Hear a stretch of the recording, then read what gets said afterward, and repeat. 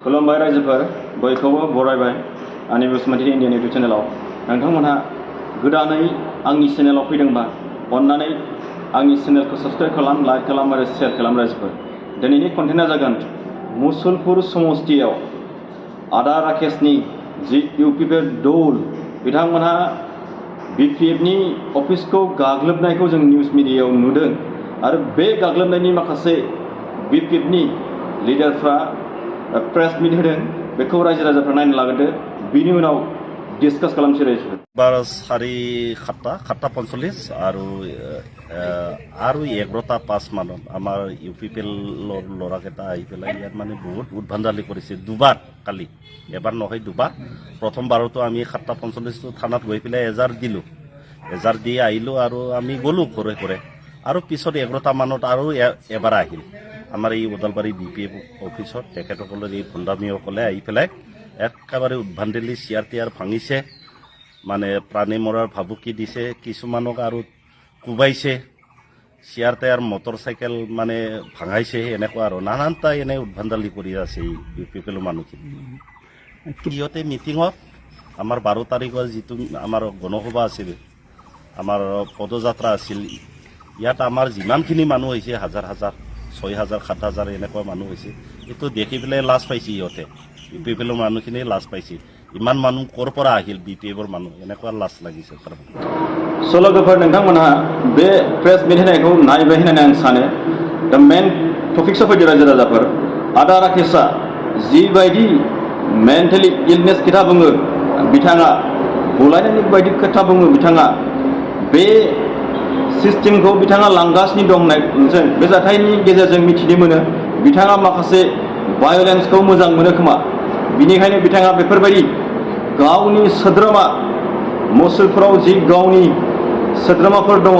गाज्रि खलब खामानि मावग्रा बेखौ बिथाङा अर्डार होयो खोमा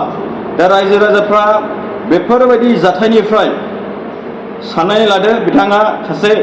नेगेटिभ पार्सन आदा राकेशआ दा बिथाङा सासे मेन्टेलि इलनेस पार्सन बेनिखायनो जाहा थाहा खोथा बुंलाबायो जानला मोनला खोथा बुंलाबायो आरो भायलेन्सखौ बिथाङा सासे मोजां मोनग्रा मानसि बेनिखायनो साफ्रोमबो बर' रायजो राजाफ्रा बिटिसि बाखिन्दाफ्रा मुसलपुर समस्तिनि बाखिन्दाफ्रा गोख्रैनो बिथांखौ फैबाय थानाय 20-25 जे बिटिसि इलेक्सन जागोन बाहाय बिथांखौ गोख्रैनो बोखारनांगौ बेफोरबायदि मानसिया थायोब्ला जोंनि समाजा माब्लाबाबो डेभेलप जानाय नङा बरन्स जेब्लायबो जोंहा जाथिया बिटिसि बाखिन्दिया खहासो जागोन रायजोफोर बेनिखायनो बेफोरबायदि मानसिखौ इलेक्शननिफ्राय जानगाराव दोननांगौ बेफोरबायदि मानसिया खुनु फायदा मोजां खामानि मावनो हाया बिथाङा खालि गाज्रि साननाय गाज्रि मावनाय बिदिखौसो बिथाङा थुलुंगा होयो बेनिखायनो बेफोरबायदि बिपिएफनि जि अफिस बेखौ बिथाङा गावनि जि गाज्रि खलब खामानि मावग्रा बेखौ बिथाङा फिनानै दोनो खोमा बेनिखायनो बे फिनानै दोननाय माखासे मानसिफोरखौनो बिथाङा बेफोरबायदि गाज्रि खामानि मावहोयो बेनिखायनो आंनि इउटुबनि गेजेरजों गोख्रों कन्डेम खालामो बेफोरबायदि जाथायनिफ्राय बिथाङा गोजानाव थानांगौ सालायनोबा बिथाङा मोजाङै डेम'क्रेटिकलि सालाय बेफोरबायदि जानला मोनला आनडेम'क्रेटिकलि खामानि मावनानै जानला मोनला गावजों गाव बुलायनाय सोमजिहोनाय गावजों गाव बुलायनो थाखाय गाज्रि खोथा बुंनाय बेफोरबायदिनिफ्राय आदा राकेश इएमआ जानगाराव थानांगौ जाहाथे बिथाङा भबिष्यताव बेफोरबायदि गाज्रि मावनायनि साननायनिफ्राय मोजाङाव साननानै जोंनि बिटिसि बाखिन्दानि मोजां खामानि मावो बेखौसो आङो बिथांनिसिम गुरैयै खावलायो नाथाय जुदि बिथाङा मोजां खामानि जुदि साननो रोङाब्ला मोजां खामानि मावनो रोङाब्ला मोजां साननो रोङाब्ला बिथाङा रिजाइनेसन होनानै जि बिपिएफनि जि मुसलपुराव मोनसे सुबुं गौमा जादोंमोन बिथाङा बेखौ नुनानैनो बिथाङा माथाया एसे गाज्रि जादों खोमा बेनिखायनो बिथाङा बिनि मिटिं जानायनि उनावहाय बिपिएफनि जि रेलि बिपिएफनि जि मिटिं जानायनि उनावनो बिथाङा गाज्रि साननायखौ क्रिएट खालामनानै बेफोरबायदि जाथायखौ बिथाङा मावहोदों होननानै जों साफ्रोमबो बर' रायजो राजाफ्रा सानो बिनिखायनो मुसलपुर समस्तिनि आइ आफा आदै मादै गासिबो साफ्रोमबो बर' रायजो राजाफ्रा बिटिसि बासिन्दाफ्रा गुबुन जाथिफ्राबो बेफोरबायदि बेफोरबायदि MCLA खौ नोंथांमोनहा गोजानाव दोननांगौ आरो नोंथांमोनहा गोख्रैनो 2025 जि बाहाय जोंना बिटिसि इलेक्सन जागोन बेखौ गोख्रैनो बिथांखौ बिदाय होनांगौ आरो फैसाफोर रानोब्ला लाखा रायजो राजाफोर फैसा जि रानो लाखा नाथाय भटखौ अल्टारनेटिभआव होना हो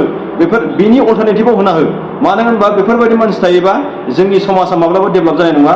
बेफोरबायदि मानसि थायोबा नेगेटिभ साननायानो क्रिएट जाबाय थागोन गावजों गाव बुलायनायनि माखासे लामा फैगोन बेफोरबायदि जानला मोनला खोथा बुंनायनिफ्राय बेफोरबायदि जानला मोनला बिथोन होनायनिफ्राय बिथाङा जानगाराव थानांगौ आङो आंनि बसुमतारी इन्डियान इउटुबनि गेजेरजों बिथांखौ आदा राकेशखौ गुरैयै खावलायनाय थाबाय जाहाथे भबिष्यताव फैबाय थानाय समाव बेफोरबायदि बुलाय सोलाय बानायनाय सोरनिबा अफिसखौ सोरनिबा न'खौ सोरनिबा माबा माबिखौ बुख्रुबनायनिफ्राय जानगाराव आदा राकेशआ थानांगौ आदा राकेशआ बिथां बिटिसिनि सासे रेसपन्सिबल एबा मिनिस्टार बिटिसिनि मिनिस्टार जालायनानै बिथाङा बेफोरबायदि गाज्रि खामानि मावनायनिफ्राय जानगाराव थानांगौ दा नोंथांमोननि जि बेफोरबायदि गाज्रि खलाबखौ नुनानैनो जोंनि साफ्रोमबो बिटिसिनि बासिन्दाफ्रा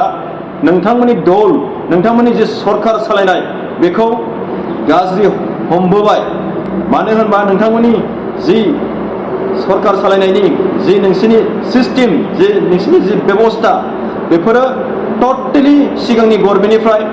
आलादाया ओरैबायदि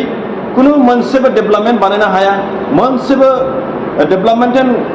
स्किम रायजोफोरनो हरनो हाया खालि गावसोरनि जि जानाय